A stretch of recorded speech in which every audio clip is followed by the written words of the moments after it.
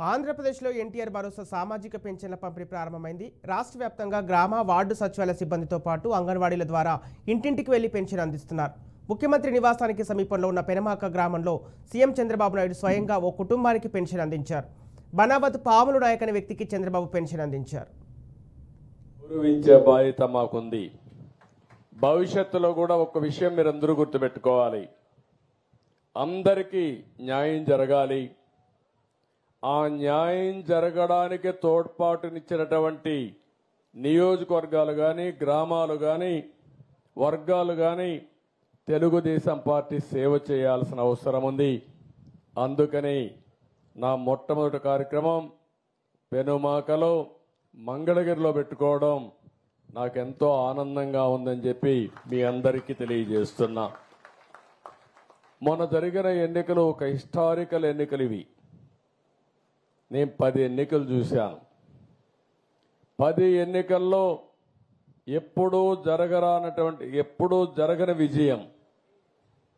ఒక అసెంబ్లీ ఎన్నికల్లో 95,000 మెజారిటీ, మంగళగిరి లాంటి నియోజకవర్గంలో 91,000 మెజారిటీ.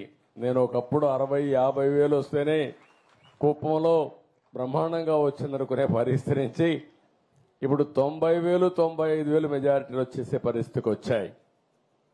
దీనికి అంతటి కారణం ఒక్కసారి మీరు ఆలోచించుకుంటే, రాజకీయ విశ్లేషణ చేస్తే 5 సంవత్సరాలు పరిపాలన ఒక పీడ కళ. రాష్ట్రాన్ని పట్టి పీడించి ఎన్ని ఇబ్బందులు కలిగించాలనో ఈ విధంగా కూర్చొని ఆనందంగా మాట్లాడుకున్న రోజు కూడా లేదు. 5 ఏళ్లు ఉందా ఎప్పుడన్నా అడుగుతున్నా. నిద్ర లేస్తే టెన్షన్, ఎప్పుడు ఎవడొస్తాడో మన ఇంటికి తెలియదు. మొన్నటి వరకు మా పోలీసులు గోడ దూకి వచ్చేవాళ్ళు, ఇప్పుడు గోడ దూకే పని ఉండదు. ఇంకెక్కడ అరెస్టుల కోసం ఎందుకు వచ్చారో తెలియదు.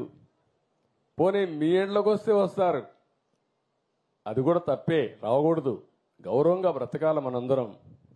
మా ఇంటికి కూడా ఎప్పుడు వస్తారో తెలియదు వీళ్ళు.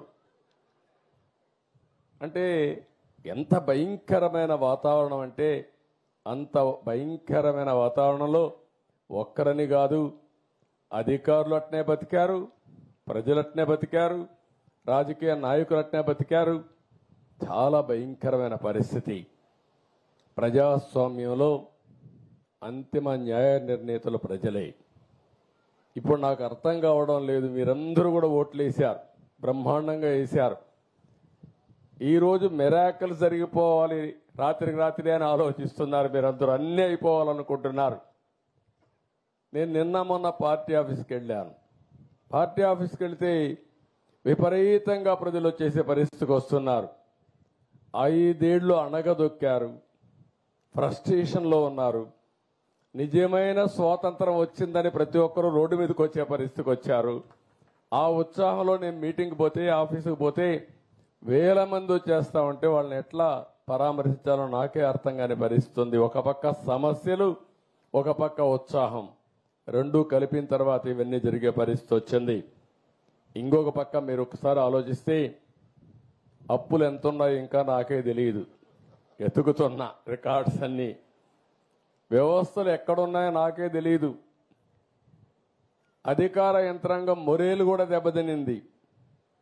బయట వాళ్ళు వచ్చి పెట్టుబడి పెట్టాలంటే భయపడే పరిస్థితికి వచ్చేసారు. మళ్ళీ ఈ దుర్మార్గుడు వస్తే ఏమవుతుందని భయపడిపోయే పరిస్థితికి వచ్చారు. అంటే ఇవన్నీ కూడా ఒక రాష్ట్రం యొక్క బ్రాండ్ కూడా దెబ్బతినింది. ఎంతో మంది ముఖ్యమంత్రులు చూశాను నేను. చాలా మంది వచ్చారు, చాలా మంది ఓడిపోయారు, చాలా మంది వెళ్ళారు. కానీ ఒక వ్యక్తి ముఖ్యమంత్రిగా పనికి రాడు, అలాంటి వ్యక్తి వచ్చాడని 5 ఏళ్లు నిరూపించిన ఏకైక వ్యక్తి మొన్నటి వరకు నాడు, పేరు కూడా నేను చెప్పకూడదు కానీ అలాంటి వ్యక్తి ఇతను. అంటే ఇప్పుడు నేను నిరూపించాలి ఎలాంటి వ్యక్తులు ముఖ్యమంత్రిగా ఉండాలో, దానికి ఆదర్శంగా నేను నిరూపించాల్సిన బాధ్యత నా పైన ఉంది. ఇప్పుడు ఈ 2 కాంట్రడిక్షన్. మొన్నటి వరకు మీరు చూస్తే పరదాలు కట్టేసేవాళ్ళు, ఎక్కడ పోయినా పరదాలు. ఎక్కడన్నా ఒక మురికి కాలువ ఉంటే మురికి కాలువ కూడా పరదా కట్టేసేవాడు, కనపడకుండా. దాస్తే దాగుతుందా? మురికి వాసన రాకుండా ఉంటుందా అని అడుగుతున్నా మిమ్మల్ని. సమస్యలు పరిష్కారం చేయడానికి ప్రభుత్వాలు ఉండాలనే కానీ సమస్యల్ని దాచిపెట్టి మనసును చంపుకొని బ్రతకడమో లేకుంటే ఇంకొక విధంగా చేయడం కరెక్ట్ కాదని చెప్పి కూడా నేను మీకు తెలియజేస్తున్నా. నేను రాజకీయాలు మళ్ళీ మాట్లాడతాను. ఈరోజు వచ్చిన పని గురించి ఒకసారి మీ అందరితో నేను మాట్లాడతాను. ఈరోజు మీరందరూ చూస్తే ఇది ఒక హిస్టారికల్ ఎన్నిక అయితే ఈరోజు నేను వచ్చింది పెన్షన్ పండుగ. ప్రతి నెల మొదటి తారీఖున మొన్నటి వరకు అన్నారు, మీరు చూశారు, వాలంటీర్లు పెట్టాం కాబట్టి వాలంటీర్లు ఇచ్చారు. ఎన్నికల్లో వాలంటీర్లు వద్దని చెప్పి ఎన్నికల కమిషన్ ఆదేశాలు ఇస్తే ఈ ముసలవాళ్ళని పంచాయతీ ఆఫీస్కి తిప్పి 33 మందిని ఆ రోజు ప్రభుత్వం చంపేసే పరిస్థితికి వచ్చింది.